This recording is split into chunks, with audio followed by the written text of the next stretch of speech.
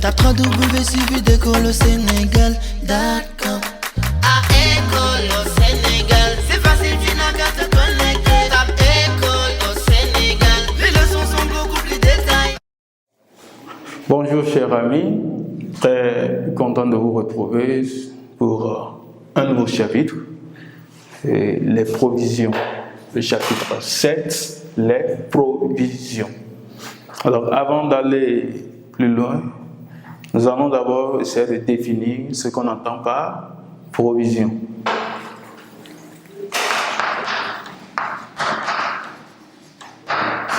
Quelle définition nous pouvons apporter à cette notion de provision? Donc, une provision, c'est une dépréciation ou bien une perte probable qu'on constate sur un élément, que ce soit au niveau de l'actif ou bien du passif du bilan. Donc, une dépréciation est considérée comme une provision. Une perte probable est considérée comme une provision. Quand nous parlons de perte probable, c'est une perte qui n'est pas certaine. C'est-à-dire, on n'a pas la certitude de cette perte, de cette dette. Mais on prévoit, on suppose qu'il y a une forte probabilité de chance que l'entreprise constate ou bien enregistre une perte. On reviendra plus en détail tout au long du cours. Maintenant, dans la définition, j'ai pu ressortir deux éléments, deux notions capitales. Il y a la dépréciation,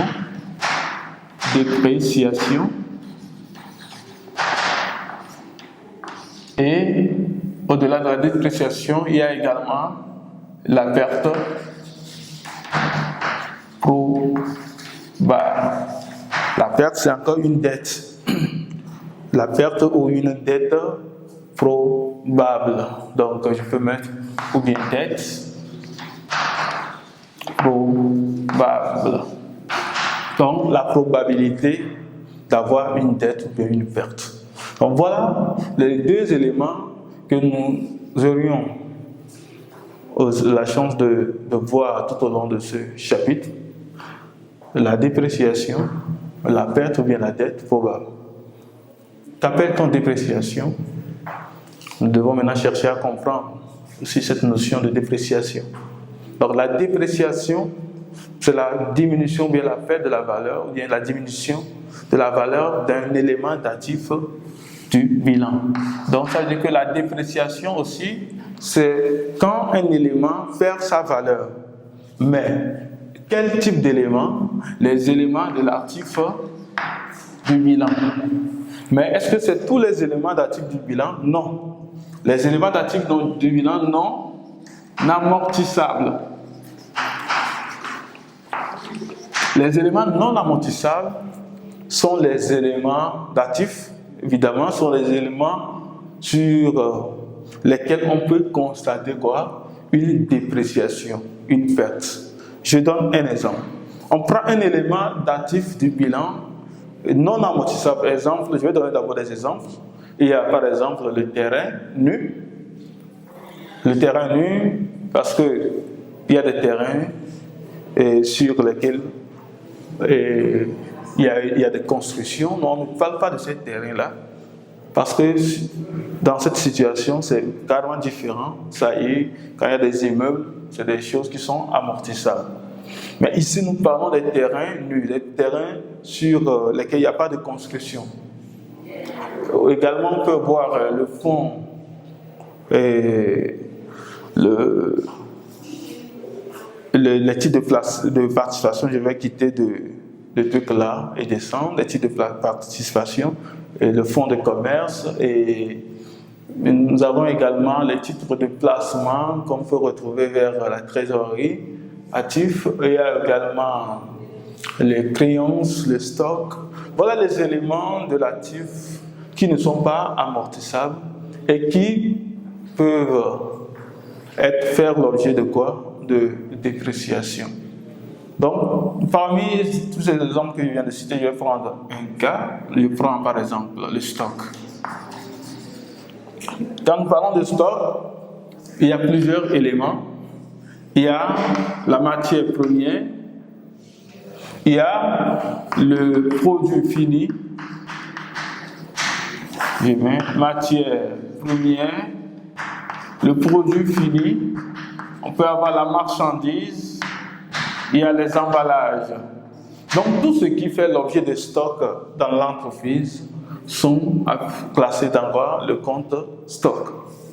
Donc supposons que dans l'entreprise, il y a une situation où bien, oui, nous avions stocké des marchandises en magasin et voilà, on constate que après une forte pluie, il y a quelques marchandises, donc prenons ici le cas des marchandises ou bien des produits finis qui se sont détériorés, c'est-à-dire il y a eu quelques pertes de ces produits. Si la valeur du stock était 500 000 et que maintenant on essaie de faire l'inventaire, on essaie de voir les marchandises qui sont en bon état qu'on peut récupérer et qu'on retrouve la valeur réelle de la marchandise qui passe maintenant à 400 000. Donc cela veut dire que nous avions perdu. Ici on constate une perte. Donc une baisse de la valeur des marchandises qui étaient en magasin ou bien en stock. Donc cette perte sera appelée une dépréciation. Donc ça c'est la perte de la valeur des biens. Donc si nous prenons également un terrain nu qu'on avait acheté,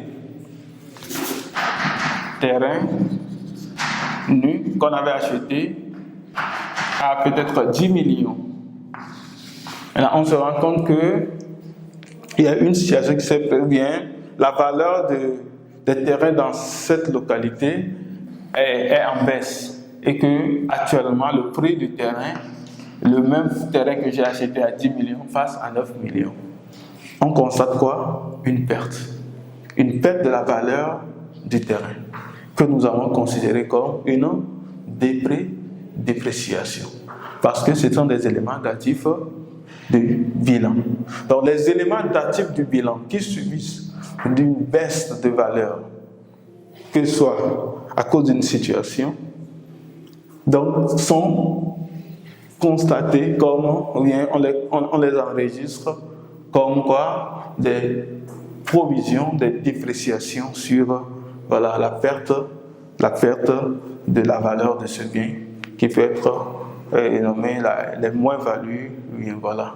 Donc voilà ce qu'il faut retenir au niveau de la dépréciation. Donc, en résumé, la dépréciation, c'est la perte qu'on constate sur les éléments d'actifs du bilan non amortissables. C'est très important. Donc voilà. Maintenant, nous revenons au niveau de la perte probable. La perte probable, une dette probable, c'est quand la valeur, on constate une baisse d'un élément de quoi? Du passif. Un élément du passif, c'est-à-dire on constate une perte qui occasionnerait une augmentation d'éléments du passif et du bilan. Donc, quand on constate une perte qui va occasionner l'augmentation d'un élément du passif du bilan, donc on considère cet élément comme quoi? Une perte probable qui peut être enregistrée sur des clients ou bien des créances ou bien des titres de participation. Supposons que nous prenons l'exemple d'un client. Un client qui achète une marchandise chez nous. Et voilà, il se trouve que le client, ou bien on constate que ce dernier se trouve dans une situation un peu complexe où on ne pourra pas récupérer. L'entreprise sait que voilà, suite à ce vol de marchandises à notre client, on ne peut plus récupérer la totalité de notre dette au cours de la période ou bien à la date d'échéance. Donc nous, on constate une perte. On se dit, il y a plus de probabilité pour nous de perdre 50% de ce qu'on a vendu à ce client. Ouais, non, donc, cette probabilité que nous calculons sur la perte est appelée la perte probable. Donc, ces éléments viennent augmenter ce qu'on appelle les éléments du passif du bilan. C'est-à-dire que c'est une dette en réalité que le client doit nous payer. Maintenant, quand le client ne paie pas, donc ça vient augmenter les éléments du passif du bilan. Donc, lorsque nous allons évoluer plus dans le cours, nous allons essayer de voir chaque cas, les éléments non amortissables plutôt, qui font l'objet de dépréciation, les éléments qui font l'objet de perte probable. Nous allons essayer de les étudier un à un et nous allons voir quelles sont les écritures qu'on enregistre dans chaque cas. Parce que ce qui est important ici, c'est de pouvoir les enregistrer dans l'entreprise. Et enregistrer suppose de prouver quoi? La valeur que l'écriture doit prendre. Et la manière dont nous retrouvons les écritures, c'est de comparer la valeur du bien et la valeur actuelle. C'est quand la valeur actuelle est inférieure à la valeur d'avant qu'on constate quoi? La provision sur le bien. Donc, dans ce chapitre, nous allons voir 3 points. Le premier point, nous allons étudier la dépréciation. La dépréciation, nous verrons les exercices d'application des cas pratiques qui vont nous permettre de mieux comprendre. Au deuxième point, nous parlerons de la provision pour risques et charges. Et au troisième point, donc la provision pour risques et charges, ça rejoint la perte probable dont nous voulons vraiment. J'avais expliqué au départ. Donc, nous verrons quels sont les éléments qui font augmenter les valeurs du passif et du bilan et à plus ou bien à moins terme. Donc voilà. Et au troisième point, nous parlerons de quoi? Nous parlerons de l'ajustement. Ajustement des provisions.